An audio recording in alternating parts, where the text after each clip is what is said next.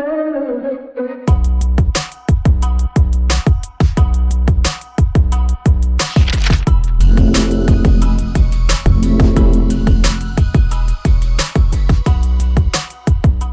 Guys, आज हम लोग बात करने वाले हैं इस एपिडेमिक की जो इतनी ज़्यादा तेज़ी से फैल रहा है और साथ में इसके वजह से होने वाली डेथ का रेट भी बहुत ज़्यादा है।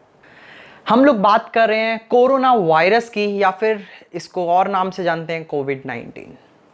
आज हम लोग इसका A to Z सारी चीज़ जानेंगे। ये आया कहाँ से, ये हमारी बॉडी में जाने के बाद करता क्या है और क्या क्या तरीके हैं जिससे हम इस वायरस को जड़ से मिटा सकते हैं। सो गाइज, मेरा नाम है अमन, आप देख रहे हैं मिनिएचर स्कूल की fun fact series and let's get started.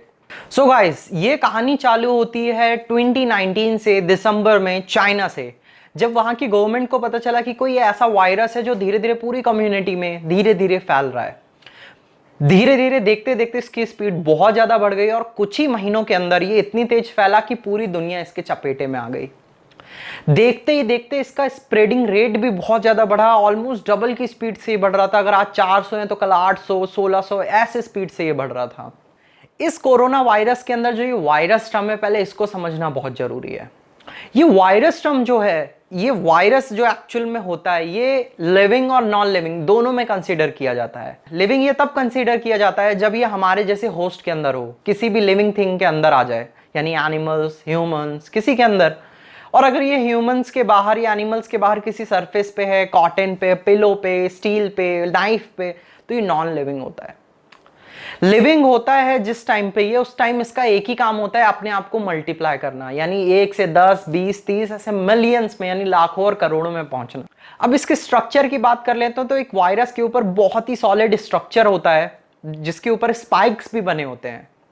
और वहीं पे इसके अंदर अगर हम लोग देखें तो जेनेटिक मटेरियल होता है जो प्रोटीन से बना होता है, और बाहर का मटेरियल एक्चुअल में जो सॉलिड होता है वो फैट से बना होता है। सो गाइज, अब बात करते हैं बेसिकली वायरस हमारे पास तक किसी भी सरफेस को टच करने से जिस पे ये वायरस हो, यानी मेटल, प्लास्टिक और इन सब से आ सकता है। पर हम एग्जैक्टली अच्छे से रिसर्च नहीं कर पाए कि किस सरफेस पे कितने टाइम तक ये वायरस जिंदा रहता है। और दूसरी चीज जो सबसे ज्यादा बड़ी चांसेस है हमारे पास तक पहुंचने के, वो किसी के सामने वाले के छींकने और खांसने की वजह से होता है। और उसी हाथ से हम लोग अपना मुंह, हमारी नाक, हमारे आंख, कोई भी ऐसी चीज जो कांटेक्ट में आ जाए ये तीनों में से, उससे वो वायरस हमारी बॉडी में एंटर कर जाता है। एंड गाइस, हमारी बॉडी में एंटर करते ही मान ये लंग्स में जाते हैं, और लंग्स में एक बहुत मोटी लेयर होती है जिसको एपिथेलियल सेल कहा जाता है। बेसिकली इस लेयर का काम होता है, ये एक तरह से बॉर्डर लेयर होती है, इसका काम होता है प्रोटेक्शन का। कोई भी ऐसी इन्फेक्शंस या कोई भी बैक्टीरिया है, इसकी वजह से ये हमारी ब्लड लाइन में या इंटरनल बॉडी पार्ट्स में ना जा सके। ये एक्चुअली में आ तो गए हैं लंग्स के थ्रू, एयर के थ्रू हमारे बॉडी के अंदर, पर लास्ट पार्ट जो होता है वो एल्वेओलाई होता है, सबसे छोटा यूनिट हमारे लंग्स का, रेस्पिरेटरी सिस्टम का। बेसिकली क्या होते हैं, ये सेल्स जब भी इंटर करते हैं हमारी बॉडी के अंदर या लंग्स के अंदर, तो ये अपना काम ऐसे चालू करते हैं कि वो वायरस आता है, एक सेल के ऊपर बैठता है, वहां पे रिसेप्टर्स होते हैं, उनके ऊपर बैठते ही मान ये कनेक्ट हो जाता है और साथ में अपना जेनेटिक मटेरियल सेल के अंदर जाते ही मान रिलीज कर देता है। ये कनेक्ट इसीलिए हो पाते हैं क्योंकि उसका रिसेप्टर और वो स्पाइक ऑलमोस्ट ऐसे हो जाते हैं जैसे एक ताला और एक चाबी, इसीलिए वो उसको अनलॉक करके अंदर घुस जाता है, उसका एंट्री मिल जाती है। जेनेटिक मटेरियल अंदर जाते ही मान काम चालू कर देता है और उसका एक ही काम है, मल्टीप्लाई करना। वो सेल के अंदर जाके इतना मल्टीप्लाई होता है कि उस कंडीशन तक, उस क्रिटिकल कंडीशन तक वो उस सेल को पहुंचा देता है कि उस सेल को सेल्फ डिस्ट्रक्शन मोड में आना पड़ता है और अपने आप को पूरा डिस्ट्रॉय कर लेना पड़ता है। देखते ही देखते वो सारे वायरस जो उसके अंदर थे वो बाहर निकलते हैं और बाकी सेल्स को भी अपना टारगेट बनाते हैं। कुछ 5 से 6 कोरोना वायरस के सेल्स भी आपके लंग्स में ये चीज कर सकते हैं। देखते ही देखते ऑलमोस्ट 10 दिन के अंदर ये वायरस का अमाउंट इतना बढ़ जाएगा कि आपके जो सेल्स होंगे इससे मरने वाले, डैमेज होने वाले, वो लाखों में पहुंच जाएंगे और इन वायरसेस का अमाउंट करोड़ों में पहुंच जाएगा। पर अभी 10 दिन में भी आपको ये सेल्स बिल्कुल नुकसान नहीं पहुंचाएंगे। आपको नुकसान पहुंचाने वाली बीस्ट चीज जो है वो अब आने वाली है, और वो बीस्ट चीज क्या है, वो है हमारा इम्यून सिस्टम। हमारा इम्यून सिस्टम ही हमें हार्म करता है इस कोरोना वायरस के टाइम पे। सो गाइस, अब बात करते हैं ये इम्यून सिस्टम क्या होता है। ये इम्यून सिस्टम एक तरीके से कहा जाए तो हमारे बॉडी के अंदर का डिफेंस सिस्टम होता है, जो कि बाहर से आने वाले ऐसे सारे वायरसेस और बैक्टीरिया से लड़ता है। ये जैसे ही हमारी बॉडी के अंदर इंटर करता है वायरस और अपना काम चालू करता है, वैसे ही इन सारे इम्यून सिस्टम्स को पता चल जाता है और इस पे अटैक करने पहुंच जाते हैं। पर जैसे ही वो वहां अटैक करने के लिए जाते हैं, ये कोरोना वायरस कुछ ऐसे इम्यून सेल्स को इन्फेक्ट कर देता है और उनके अंदर बहुत बड़ी कंफ्यूजन क्रिएट कर देता है। अब आप सोच रहे होंगे कि ये कंफ्यूज कैसे हो जाते हैं। तो एक्चुअल में किसी भी सेल के आंख और कान नहीं होते हैं, पर उनके पास एक प्रोटीन होता है जिनको साइटोकाइंस कहते हैं। और ये प्रोटीन की हेल्प से ये जितने भी इम्यून सिस्टम के करने वाली चीज़ें होती हैं वो कंट्रोल होती हैं। जो भी इनके हिस्से में आता है, आसपास आता है, उनको ये सेंस करते हैं इसी चीज़ की वजह से, और जितने भी उनको काम करने होते हैं, क्या करना है क्या नहीं, वो इसी की वजह से कर पाते हैं। देन गाइज, इस कंफ्यूजन की वजह से होने लगती है फाइटिंग उन सारी इम्यून सिस्टम के साथ, और वो हमारे सेल्स को और इन सबको आपस में डैमेज करने लगते हैं, जिसके कारण से हमारी और रिसोर्सेज यूज होने लगती हैं और देखा देखी में और बड़ी सेना इम्यून सिस्टम की आ जाती है इसको रोकने के लिए, जिसकी वजह से हमारे ऑलमोस्ट सारे रिसोर्सेज एक के बाद एक खत्म होने लगते हैं।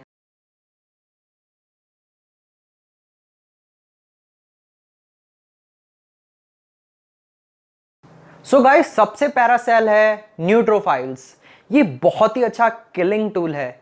इनफैक्ट ये बाहर की फॉरेन बॉडीज को मारने के साथ साथ हमारे बॉडी के सेल्स को भी बहुत अच्छे से मारने का काम करता है। ये सेल रिलीज हो जाता है और हमारे सेल्स भी, यानी फ्रेंडली सेल्स भी जो इन्फेक्टेड नहीं है वो भी इसके साथ डैमेज हो जाते हैं, जो इन्फेक्टेड सेल हैं वो भी डैमेज हो जाते हैं। एंड गाइस, सेकंड नंबर पे आते हैं किलर टी सेल्स। ये सेल्स जैसे ही इंटर करते हैं, ये सारे सेल्स को ऑर्डर देते हैं सेल्फ डिस्ट्रक्शन का। तो अच्छे सेल्स के साथ साथ बुरे सेल्स भी अपने आप डिस्ट्रॉय होने लगते हैं, और इन दोनों सेल्स जो इम्यून सिस्टम के बहुत खतरनाक पार्ट हैं, ये बहुत बड़ा एक अमाउंट हमारे हेल्दी सेल्स का भी खा जाते हैं, यानी डिस्ट्रॉय कर देते हैं। और देखते देखते ही बहुत बड़ी प्रोटेक्टिव लेयर या फिर ये जो बॉर्डर लेयर थी ये डिस्ट्रॉय हो जाती है, और जिसकी वजह से हमारे छोटे छोटे एल्विलाइज जो होते हैं उसके अंदर परमानेंट डैमेजेस आ जाते हैं, जिनको रिकवर करना भी बहुत मुश्किल होता है या फिर ना के बराबर होता है, जिसकी वजह से बहुत ज़्यादा ऐसी चीज़ें हैं जैसे निमोनिया, अस्थमा, बहुत सी ऐसी चीज़ें क्रिएट हो सकती हैं। आपको हॉस्पिटलाइज करना पड़ जा सकता है, और साथ में छोटे से बैक्टीरियल इन्फेक्शन भी बहुत बड़ा एक आपके लिए खतरा हो सकता है उस टाइम पे। गाइस, इसको ऐसे समझ सकते हैं कि कोरोना वायरस से लड़ते समय हमारी बॉडी हमारे इम्यून सिस्टम की ऑलमोस्ट सारी रिसोर्सेज यूज कर लेती है, कि एक टाइम ऐसा आता है कि कोरोना वायरस को हमारी बॉडी बहुत आराम से वाइप आउट कर देती है, पर हमारा इम्यून सिस्टम पूरा खत्म हो जाता है, ऑलमोस्ट ना के बराबर बचता है। सो गाइस, इसकी वजह से आप देख सकते हैं कि कैसे कोरोना वायरस के होने वाले इन्फेक्शन को हमारे इम्यून सिस्टम कंट्रोल करता है और वाइप आउट कर देता है, पर खुद की स्ट्रेंथ भी खो देता है। पर धीरे धीरे क्या होता है कि बाकी बैक्टीरिया जो होते हैं वो हमारी बॉडी में एंटर करते हैं, और एंटर करते मन हमारा इम्यून सिस्टम उस टाइम पे इतना कैपेबल नहीं होता है कि उनसे लड़ पाए, और उसकी वजह से होने वाले इन्फेक्शन हमारी पूरी बॉडी में इतनी तेज बढ़ने लगते हैं और उनको रोकने वाला कोई नहीं, जिसकी वजह से हमारी डेथ तक हो सकती है। सो गाइज, इतना समझने के बाद अब हम समझते हैं कि एक नॉर्मल फ्लू और एक कोरोना वायरस के बीच में क्या अंतर है। तो बहुत बड़ा अंतर है। कोरोना वायरस बहुत ज़्यादा डेंजरस है नॉर्मल फ्लू से। रीज़न क्या है? Number of deaths. Corona virus जिसको इन्फेक्ट करता है तो नंबर ऑफ डेथ्स बहुत ज़्यादा है फ्लू के कंपैरिजन में। और दूसरी चीज़, फ्लू बहुत कम तेज़ी से फैलता है, और ये बहुत ज़्यादा तेज़ी से फैलता है कि पूरी दुनिया को इसने आज अपने घुटने पे बैठा दिया है। और गाइज, आपको बताना चाहूँगा, हमारा फ्यूचर डिपेंड करेगा इस ग्राफ के ऊपर। ये जो रेड लाइन से जाने वाला ऊपर ग्राफ है, ये वो ग्राफ है जो इसमें ये लाइन आपको नीचे दिख रही होगी, ये लाइन है हमारा हेल्थ केयर सिस्टम। अगर ये लाइन जो रेड वाली है ऊपर जा रही है, ये अगर ऊपर उठ गई, यानी कि इससे इन्फेक्शन होने वाले रोगों का अमाउंट बढ़ गया है, और हमारे पास हेल्थ केयर सिस्टम के पास ऐसा कुछ भी नहीं है जो इनको सपोर्ट कर सके। और सेकंड ग्राफ में आपको सेकंड वो दिख रहा होगा, सेकंड लाइन, कर्व लाइन जाते हुए ग्रीन कलर की। ये ग्रीन कलर की लाइन दिखाती है कि इस हेल्थ केयर सिस्टम के नीचे से जा रही है। नीचे से जाने का मतलब है कि नंबर ऑफ बेड्स या इलाज करने का अमाउंट जो है वो ऊपर है, और पेशेंट जो आ रहे हैं वो बहुत धीरे धीरे आ रहे हैं। और इसी चीज के ऊपर हमारा फ्यूचर डिपेंड करता है। कैसे? अगर फ्यूचर में जाके बहुत बड़ी भीड़ हुई तो उस भीड़ के कारण हमारे पास नंबर ऑफ बेड्स तो लिमिटेड हैं हॉस्पिटल्स में, यानी इलाज बहुत कम लोगों का हो पाएगा और डेथ्स बहुत ज़्यादा बढ़ जाएंगी। पर वहीं पे अगर हम लोग भीड़ कंट्रोल कर पाए, इन्फेक्शन होने वाले लोगों की अमाउंट कंट्रोल कर पाए, तो सबका इलाज होते होते वो निकलते भी जाएंगे, और नए इन्फेक्शन अगर हो भी रहे हैं तो उनको भी हम लोग साथ में ट्रीटमेंट देते जाएंगे, और वो चीज़ चलती चली जाएगी, और धीरे धीरे देखते ही देखते हम लोग इस कोरोना वायरस से लड़ सकते हैं।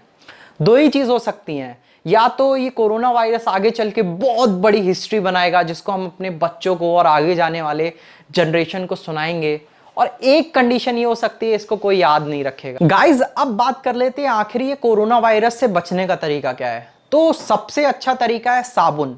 अगर आप जब भी साबुन से हाथ धोते हैं तो साबुन के अंदर जो केमिकल्स होते हैं वो वायरस के साथ ऐसे वर्क करते हैं कि वायरस की आउटर मोस्ट लेयर मैंने बताई थी वो बनी होती है फैट से, और जो इसके ऊपर केमिकल्स जब साबुन के पड़ते हैं, किसी भी सोप के पड़ते हैं, तो वो उस लेयर को डिस्ट्रॉय कर देते हैं और वायरस को ऐसा छोड़ देते हैं कि वो किसी भी हालत में कुछ भी करने के लायक नहीं रहता। और जब इसको पानी के नीचे धो देते हैं तो उसकी लेयर्स जो मैकेनिकल वर्क करती हैं वो इसको फ्लश आउट कर देती हैं। इसको ऐसे समझिए जैसे आपने बहुत खतरनाक मिर्ची अपने हाथ में पकड़ी हो और उसी हाथ से आप अपने आंख में एक लेंस लगाने जा रहे हो। तो यही चीज़ समझ के इतने अच्छे से आप अपना हाथ धोइएगा कि मिर्ची के हाथ से जब आपकी आंख छुएं तो वो आपकी आंख में कुछ भी ना करे। सो गाइज, आज की जितनी भी चीज़ मेरे को बतानी थी वो यही थी। मैं यही कहूँगा कि इस कोरोना वायरस पे अभी भी हम कंट्रोल कर सकते हैं अगर हम लोग चाहें तो। इम्यून सिस्टम स्ट्रांग करना पड़ेगा हम लोगों को, ताकि वो इन्फेक्शन जब हमारी बॉडी में आए तो हम लोग शुरू में ही उसको कंट्रोल कर सकें, काफ़ी अच्छे से रिकवरी कर सकें। इम्यून सिस्टम अपनी पूरी यूज़ होने के बाद भी हम लोग इम्यून सिस्टम को वापस से रीगेन कर सकें, वापस उसको खड़ा कर सकें। साथ में हम लोगों को वर्कआउट करिए, हाथ अच्छे से धोइए, लोगों से मिलने से पहले हाथ मत मिलाइए, कांटेक्ट में मत रहिए, मास्क पहनिए। बहुत से तरीके हैं जिससे अभी भी हम लोग कंट्रोल में कर सकते हैं इस चीज़ को। कुछ चीज़ों का बस ध्यान देना है, और अगर इस चीज़ का हमने ध्यान दिया तो हम लोग फ्यूचर में आने वाले जो खतरे हैं या जो खर्चा है वो बहुत ही छोटा होगा अगर आपको आज कोरोना वायरस हो गया उसके सामने, क्योंकि आपकी और आपकी फैमिली को बहुत बड़ी चीज़ें देखनी पड़ेंगी सिर्फ इस चीज़ की वजह से। सो गाइज, मैं मिलूंगा आपसे नेक्स्ट वीडियो में, और तब तक के लिए बाय एंड टेक केयर।